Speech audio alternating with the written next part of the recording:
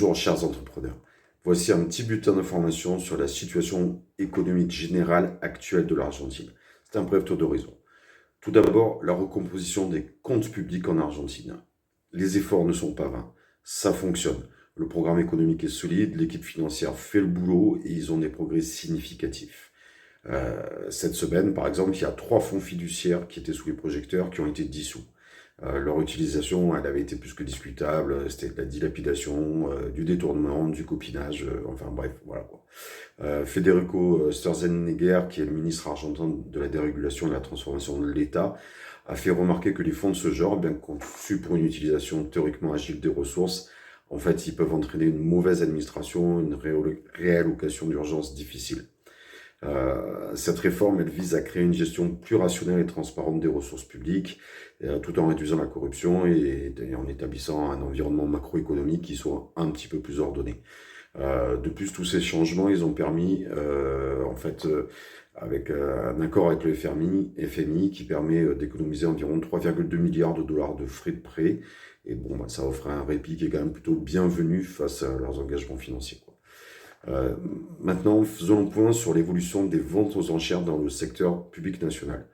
Le financement net positif est de retour et l'excédent de pesos, il est désormais versé directement sur le compte du Trésor à la Banque centrale. Il y a une nouvelle importante aussi qui réside dans les nouvelles obligations capitalisables qui permettent au gouvernement de prolonger les maturités des bons, on donne les bons à 1 an, vers des obligations plus longues.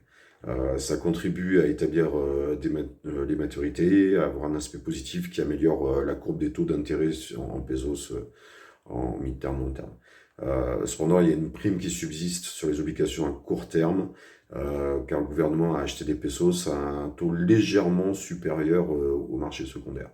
Bon, pas tout avoir, hein. Cette vente aux enchères, elle a coïncidé avec la publication des données de l'inflation et ceux qui ont investi dans des obligations long terme ont été récompensés par un ralentissement de l'inflation qui a entraîné une compression sur la partie longue de la courbe des taux. Si le crédit en pesos continue d'augmenter et que le gouvernement limite l'émission monétaire, nous pourrions revenir vers un financement net négatif, ce qui signifie que les banques cesseront de renouveler leurs avoirs pour prêter aux services privés. Alors c'est une bonne nouvelle pour l'économie, c'est un peu plus tendu pour l'État. Voilà. Enfin, quelques nouvelles générales sur l'activité économique. Bon, malgré les attentes, septembre, ça démarre pas sous les meilleurs auspices. Les premiers indicateurs sont pas extraordinaires. Les recettes fiscales et les ventes au détail sont assez décourageantes. La construction, c'est un peu pareil. Cependant, si on regarde les expéditions de ciment, ça dit le contraire. Alors bon, après, l'expédition de ciment, c'est long terme, on verra bien. Il y a Marcos Galperin, qui est le fondateur de l'Amazon sud-américain, qui annonce que la consommation du commerce électronique, ça continue de croître. Il y a des ventes records pour Mercado Libre, son site, en août. Le manufacturier, ça a pris 1,5 points en août. Mais sur l'année, c'est en baisse de 6,9 sur 1 an. Bon, ça peut se comprendre. Les minières, qui sont quand même un secteur super important là-bas, c'est une croissance de 2,1% sur 1 an. Et le secteur pétrolier aussi, ça maintient une augmentation qui a atteint 14,4% sur 1 an, ce qui est quand même pas mal.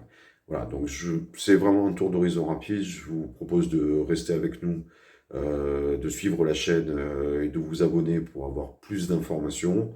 Un suivi de ce qui se passe en Argentine, un suivi politique, suivi économique, et aussi un suivi secteur par secteur d'entreprises qui sont performantes et qui sont probablement en situation de pouvoir entrer sur le marché français et européen avec des arguments.